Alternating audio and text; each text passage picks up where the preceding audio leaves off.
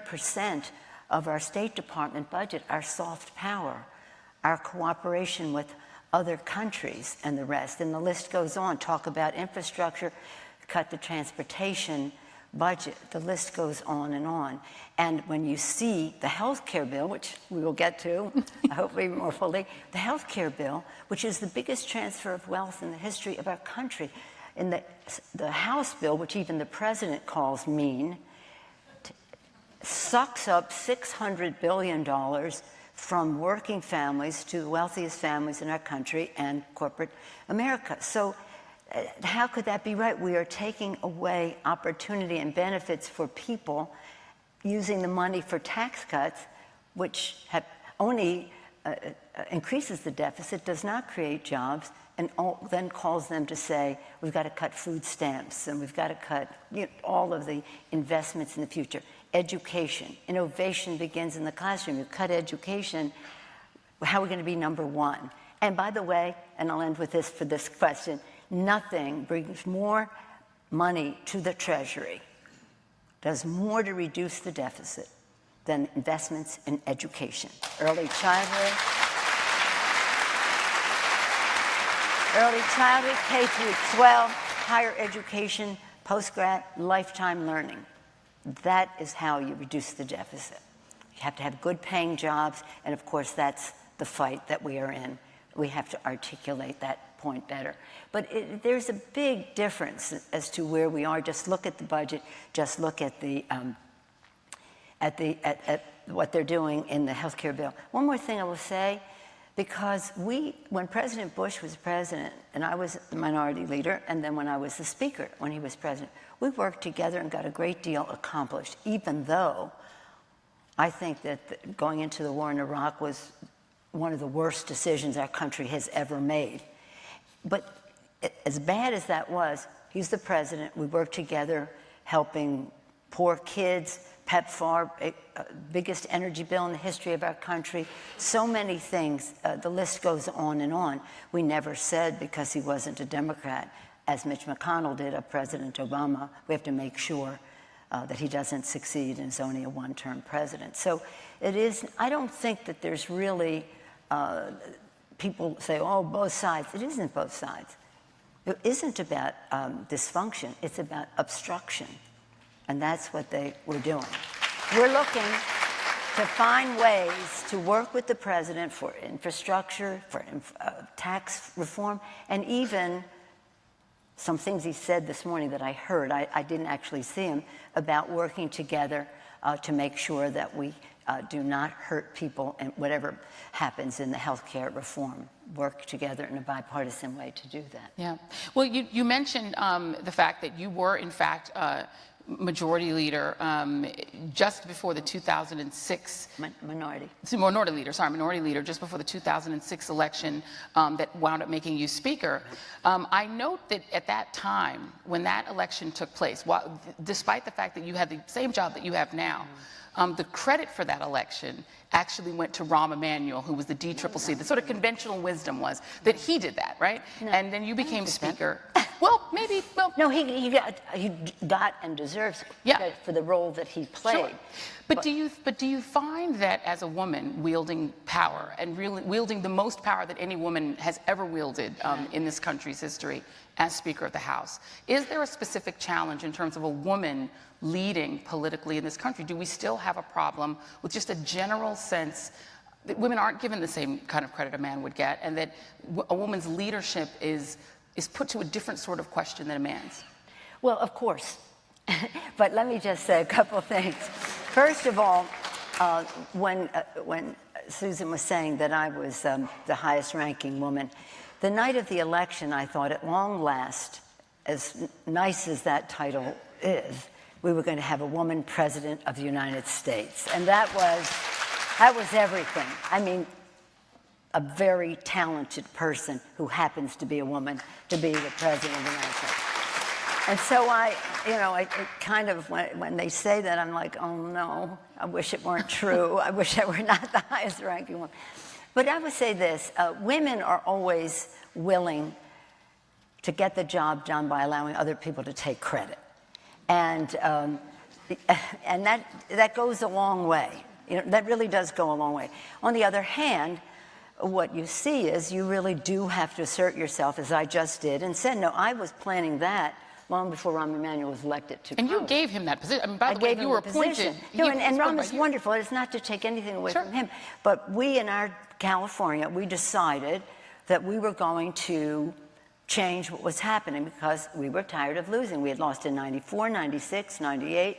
And in 2000, I said to the leadership in Congress, look, I'm tired of losing. We want to take over California. I know it. I was chair of the party. I know the grassroots of California down to the last blade of grass. We will make sure the candidates are appropriate for their districts. We'll raise the money. At 2000, going into the 2000 election, we were 26 Democrats, 26 Republicans. In redistricting, reapportionment, we picked up one more member. Right now, we are at 39 Democrats and 14 Republicans. So we had a political path, and we knew it would take an enormous amount of progressive money to get the job done, to elect Democratic Congress. So we had this all on this path. And we went to the private sector. I went to the private sector and said, if you're number 2 in the private sector and you want to be number 1, if you're whatever, Excedrin, Advil, whatever's 2 and whatever's 1, how do you get to be number 1? And they gave us a path. So we had our outside structure in terms of the private sector. We had our fundamentals in order by having California so far down the road with so many more members. The money thing coming, California really, I say this with some modesty, New York, very significant as well.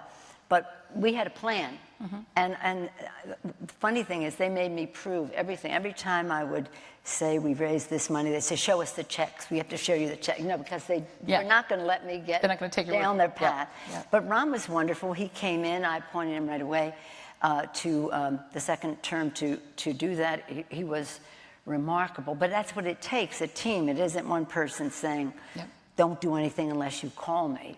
It's you have this responsibility. We'll make sure it's funded. We have the outside resources intellectually in terms of the private sector. So it's the intellectual resources, the political astuteness, and the finances to mobilize people at the grassroots level. We stand ready to do that again. And just make this point, because we're talking about when Bush was president, when this or that. When President Bush was president and I was minority leader, and Harry Reid was minority leader, we had a big voice because there was a Republican in the White House. When we won, we had big voices too, because now we're the majority. But in majority or minority, we're the opposition party. We had a big voice. Once we had a Democrat in the White House, thank God, wonderful Barack Obama, then the role of the Congress, if it's the same party as the president, is greatly diminished. So then they come after us, and they had a strong voice because there was a Democrat in the White House, Republican leadership. Now it comes back to us. Chuck Schumer, aren't you proud of Chuck Schumer here in New York? And they and I, Chuck and I, and we are listening, putting together the message as we go forward. But remember this: we didn't have the spotlight for a long, since a long time, and then the spotlight was on our president. And so when you have a president in the White House, that's the main attraction. We're the lounge act. People probably don't even show up for it, right? But now we take that responsibility as we go forward. We had a presidential race. That's part of that's the main event. That is really the main event. We are the lounge act in that election.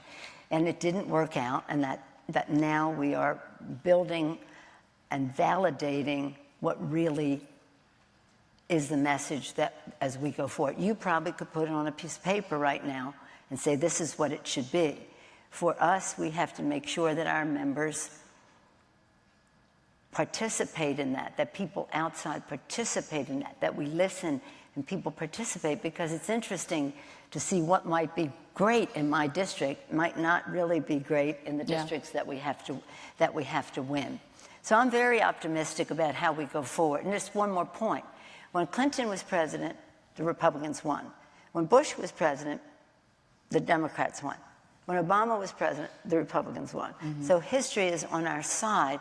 There's no slam dunk. When we won with Rahm at the helm in the DCCC and all that we were doing outside, and beyond that, it was strategic, cold-blooded in terms of selection of candidates and the rest of that, clear-eyed about what we needed to do, and that's what we will do. Again, helped by technology that is 12 years down the road there to communicate. You know, it's interesting that in that 2010 election, Michael Steele, good friend, he was on the show today, and he was pretty blunt about the fact that in 2010, as head of the Republican National Committee, he decided he did not want to have that midterm race be a referendum on Barack Obama for a lot of reasons. He's the first black president. He didn't want the Republicans to be running against Obama. So he decided to run against you. He decided to make Fire Pelosi the theme of the campaign and make you the sort of face of the party, and to literally to just target you as the image. What do you make of Democrats now picking up that ball? Not all Democrats, but a number of sort of progressives saying, you are the problem. You are the person who is responsible for us losing elections. I mean, after all that you've led the party to, how do you feel when you hear that? Well, let me just say of Michael Steele, who's my friend, he's from Maryland and all the rest. I mean, maybe he did that. I think it was huge money coming from outside with the Congressional Campaign Committee. Absolutely. And maybe the RNC had something to do with that. But here's the thing about that. That was the first election where Citizens United weighed in. Endless, dark money came in there. And what Michael didn't say, assuming he's responsible for this, is one of the main things that I was getting in terms of threats and all the rest of it is, you're working with Barack Obama. So subtly, they were putting out there as part of why I should not be the speaker. And of course, a lot of it was about the Affordable Care Act as well, because they were running against that. But we had everybody running against. We had Wall Street, because we did Dodd-Frank. We had climate was my flagship issue as speaker, so we had fossil fuel industry after us. We had anti-government forces against us in a dark, anti-labor, anti-environment, anti-women's right to choose, anti-gun safety, big money rolling in. Some of those organizations have money. All of them are funded by the big, dark money. So that was, in April of that year, people would have said there's no way the Republicans can win because they don't have the candidates and they don't have the money. But when the Senate failed to pass the Disclose Act, it's more specific, that you didn't have to reveal where the money came from, boom, it just flowed in. And we have to reduce the role of money in politics. It's just one of the,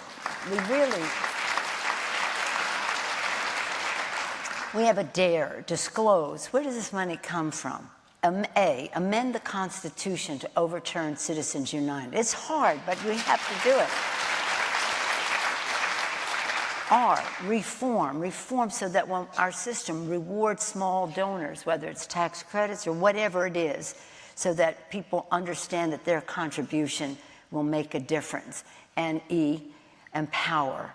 And one of the things we're doing with Eric Holder and President Obama, et cetera, and the Governors Association, Terry McAuliffe, is to empower, stop this voter suppression, stop this redistricting that is so unfair, take them to court, And so, again, I'm a successful attractor of support from the progressives across the country.